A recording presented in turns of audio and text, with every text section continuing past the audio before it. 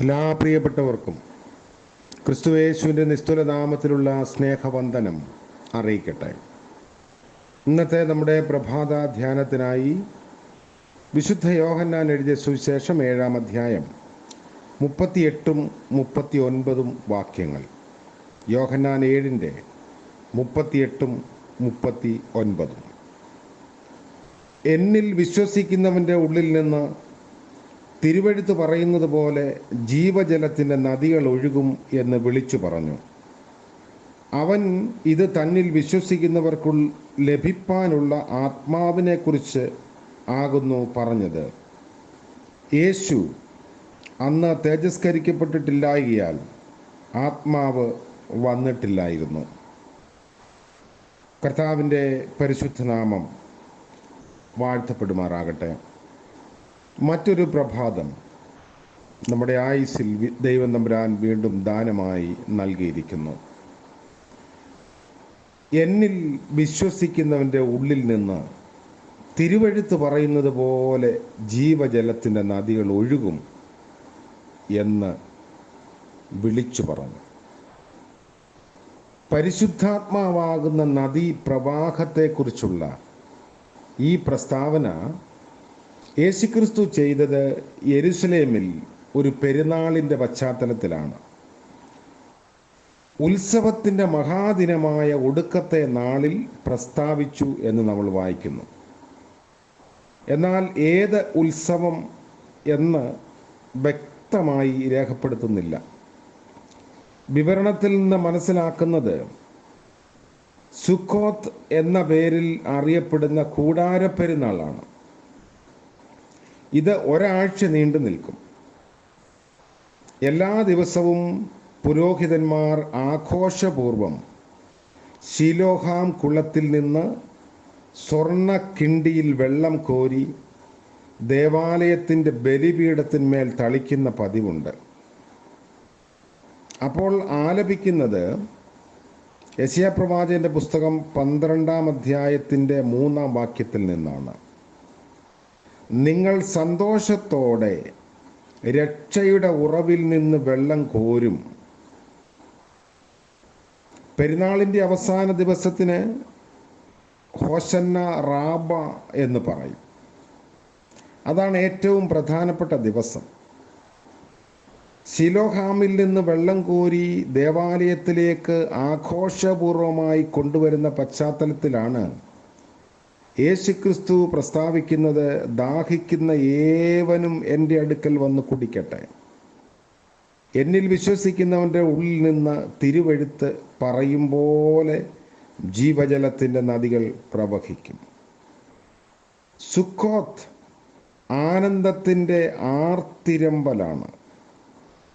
യഹൂദകൃതിയായ മിഷ്നയിൽ പറയുന്നത്, സുക്കോത്ത് കണ്ടിട്ടില്ലാത്തവൻ യഥാർത്ഥമായ ആനന്ദം അനുഭവിച്ചിട്ടില്ല എന്നാണ്. വിവിധ വേഷവിധാനങ്ങൾ, പാട്ട്, നൃത്തം ഇവയെല്ലാം ആഹ്ലാദത്തിൻ്റെ ബാഹ്യ പ്രകടനങ്ങളാണ്. ഈ ആനന്ദോത്സവത്തിൻ്റെ പശ്ചാത്തലത്തിൽ യേശുക്രിസ്തു തന്നിലേക്ക് തിരിയാൻ ജനത്തെ ആഹ്വാനം ചെയ്യുകയായിരുന്നു. അവിടുന്ന് നൽകുന്ന പരിശുദ്ധാത്മദാനത്തെ വിശ്വാസിയുടെ ഉള്ളിൽ ഉയരുന്ന ഒരു നദീപ്രവാഹമായി അവിടുന്ന് വിശേഷിപ്പിച്ചു. ശമരിയ സ്ത്രീയോടുള്ള സംഭാഷണത്തിൽ ഇതിന് സമാനമായ വിവരണമുണ്ട്. ഞാൻ കൊടുക്കുന്ന വെള്ളം അവനിൽ നിത്യജീവനിലേക്ക് പൊങ്ങി വരുന്ന നീരുറവയായിത്തീരും. യെഹെസ്കേൽ പ്രവാചകൻ കാണുന്ന ദർശനത്തിൽ ദേവാലയത്തിൻ്റെ ഉമ്മരപ്പടിയുടെ കീഴെ നിന്ന് വെള്ളം കിഴക്കോട്ട് പുറപ്പെടുന്നു. ആ നദീപ്രവാഹത്തെക്കുറിച്ച് വിശദമായ ഒരു വിവരണം പ്രവാചകൻ നൽകുന്നു. യെഹെസ്കേൽ 47-ാം അധ്യായത്തിൻ്റെ ആരംഭ ഭാഗം ദേവാലയം പരിശുദ്ധ സഭയെ കുറിക്കുന്നതായി നമ്മൾ എടുക്കുകയാണെങ്കിൽ നദീപ്രവാഹം സഭയിലെ പരിശുദ്ധാത്മ പ്രവർത്തനത്തെ സൂചിപ്പിക്കുന്നു. വെളിപ്പാട് പുസ്തകത്തിൽ യോഹന്നാൻ അപ്പോസ്തലനുണ്ടായ ദർശനത്തിൽ വീഥിയുടെ നടുവിൽ ദൈവത്തിൻ്റെയും കുഞ്ഞാടിൻ്റെയും സിംഹാസനത്തിൽ നിന്ന് പുറപ്പെടുന്നതായി പളുങ്കുപോലെ ശുഭ്രമായ ജീവജല നദി കാണുന്നു. ഈ ശുഭ്രമായ ജീവജല നദി തൃത്വത്തിലൊരുവനായ പരിശുദ്ധാത്മാവിനെ സൂചിപ്പിക്കുന്നു. ഇതുവരെ നമ്മൾ കണ്ടതൊക്കെ പരിശുദ്ധാത്മാവിൻ്റെ പ്രതീകമായി ജലപ്രവാഹത്തെ അവതരിപ്പിക്കുന്ന വേദഭാഗങ്ങളാണ്. പഴയ നിയമത്തിലും പുതിയ നിയമത്തിലും ധാരാളം പരാമർശങ്ങൾ ഉള്ളതായി നമുക്കറിയാം. ഇനി നമ്മൾ ചിന്തിക്കുന്നത് ഈ നദി എന്തെല്ലാം ധർമ്മങ്ങൾ നിർവഹിക്കുന്നു എന്നാണ്. അതിൽ കൂടെ പരിശുദ്ധാത്മ വ്യാപാരത്തിൻ്റെ പൊരുൾ ഗ്രഹിക്കാനും നമുക്ക് സാധിക്കും.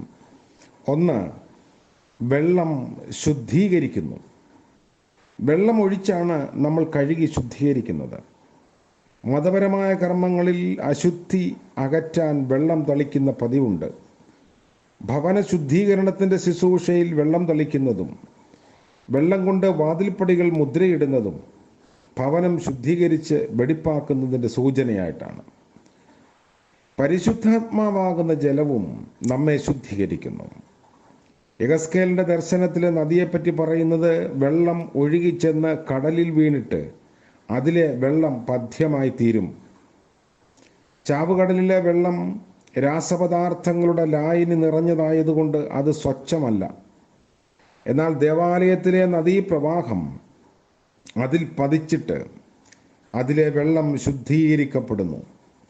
അതുപോലെ ആന്തരികമായി മാലിന്യത്തിൽ കഴിയുന്ന നമുക്ക് പരിശുദ്ധാത്മാവിൻ്റെ പ്രവർത്തനത്താൽ വെടിപ്പുള്ളവരാകാൻ കഴിയും. കർത്താവ് ആഗ്രഹിക്കുന്നത് ഹൃദയത്തിൻ്റെ വിശുദ്ധിയാണ്.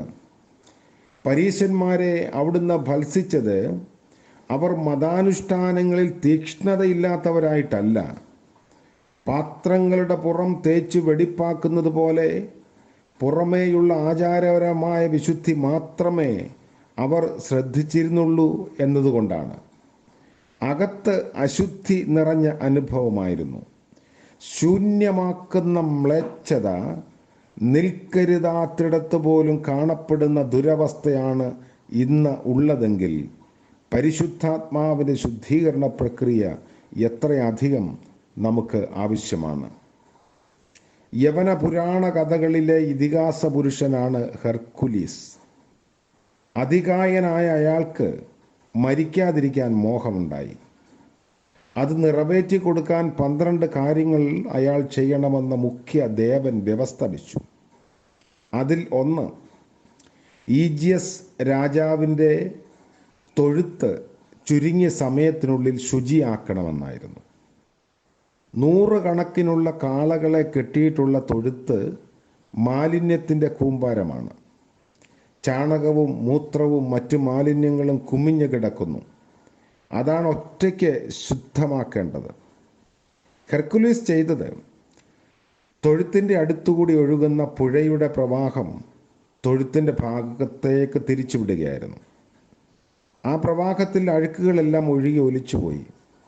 പ്രവാഹം വീണ്ടും പഴയ ചാലിലേക്ക് തിരിച്ചുവിട്ടപ്പോൾ പഴയ തൊഴുത്തിൻ്റെ ഭാഗത്ത് വെള്ള മണൽ വിരിച്ച് വെടിപ്പായി കിടക്കുന്നത് പോലെ കാണപ്പെട്ടു.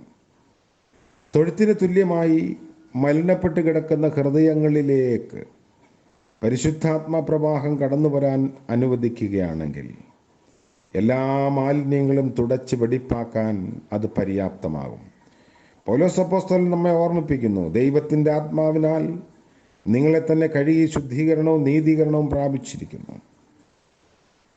നമ്മൾ അതുകൊണ്ടാണ് പാടുന്നത്, ശൂന്യവും പാഴുമായി തള്ളിയതാമീ നിൻ മന്ദിരം തന്നിൽ നിന്ന് ദേവ വന്ന് പാർത്ത് ശുദ്ധി ചെയ്ത് നിന്റെ വീട്ടിൻ്റെ നിന്ന അകറ്റണമേ. കർത്താവ് നമ്മളെ അനുഗ്രഹിക്കട്ടെ. പ്രാർത്ഥിക്കാം. കാരുണ്യവാനായ വാഴ്ത്തപ്പെട്ട ഞങ്ങളുടെ ദൈവമേ, സ്വർഗീയ പിതാവേ, അനുഗ്രഹീതമായ മറ്റൊരു പ്രഭാതം കൂടെ ദാനമായി നൽകിയല്ലോ. ഇന്നത്തെ പകൽക്കാല ജീവിതത്തിൽ ഞങ്ങളെ തന്നെ ശുദ്ധീകരിപ്പാനുള്ള കൃപ നൽകണമേ. പരിശുദ്ധാത്മാവിൻ്റെ പ്രവാഹം ഞങ്ങളുടെ ജീവിതത്തെ ആകമൂലം ശുദ്ധീകരിക്കണമേ. ഒരുപാട് മാലിന്യങ്ങളും മലിനതകളും മ്ലേച്ഛതകളും ഞങ്ങളുടെ ചിന്തകളിലും ഉള്ളിലും പുറത്തുമുണ്ടല്ലോ. കർത്താവേ, ശുദ്ധീകരിച്ച് വെടിപ്പാക്കണമേ. നിർമ്മലതയോടെ ജീവിപ്പാനുള്ള കൃപ നൽകണമേ. ഇന്ന് ശുദ്ധിയുള്ളവരായി ജീവിക്കുമെന്ന തീരുമാനത്തോടെ പ്രഭാതത്തെ സ്വീകരിപ്പാനുള്ള കൃപ ഞങ്ങൾക്ക് നൽകണമേ. പ്രഭാതം മുതൽ പ്രദോഷം വരെയും മാറാത്ത സാന്നിധ്യം കൊണ്ട് നിറയ്ക്കണമേ. ഇന്ന് ജന്മദിനം ആഘോഷിക്കുന്ന പ്രിയപ്പെട്ടവർക്ക് വേണ്ടി പ്രാർത്ഥിക്കുന്നു. ഐസിൻ്റെ പുതുവർഷം അനുഗ്രഹത്തിൻ്റെയും നന്മയുടെയും പുതിയ തീരുമാനങ്ങളുടെയും സമർപ്പണത്തിൻ്റെയും ദിനങ്ങളാക്കണമേ. വിവാഹവാർഷികം ആഘോഷിക്കുന്നവർക്ക് വേണ്ടി പ്രാർത്ഥിക്കുന്നു. കുടുംബജീവിതത്തിൻ്റെ എല്ലാ അനുഭവങ്ങളെയും കർത്താവ് അറിഞ്ഞ് മാനിച്ച് ആഗ്രഹങ്ങളെ സഫലീകരിച്ച് തലമുറകളെ അനുഗ്രഹിക്കണമേ. യേശു മശിഹയുടെ നാമത്തിൽ അടിയങ്ങളുടെ പ്രാർത്ഥന കൃപയോടെ കേൾക്കുമാറാകണമേ. ആമേൻ. ത്രിയേക ദൈവത്തിൻ്റെ അനുഗ്രഹവും കാവലും കൃപയും നാം ഏവരോടും നമ്മുടെ ആവശ്യങ്ങളോടും കൂടെ ഇപ്പോഴും എന്നേക്കും ഉണ്ടായിരിക്കുമാറാകട്ടെ.